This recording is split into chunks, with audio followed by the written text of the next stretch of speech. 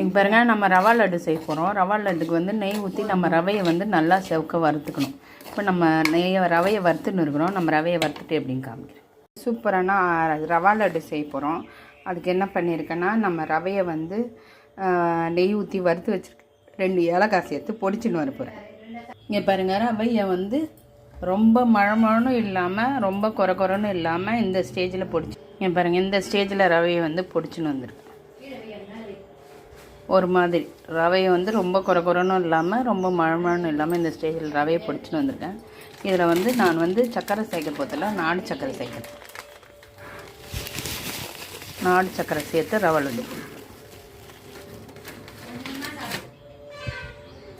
இங்கே பாருங்கள், சூப்பரான நம்ம ரவா லட்டு கலர் எடுத்துன்னு வந்துட்டோம்.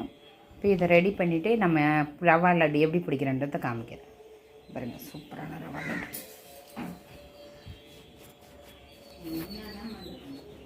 பாருங்கள்,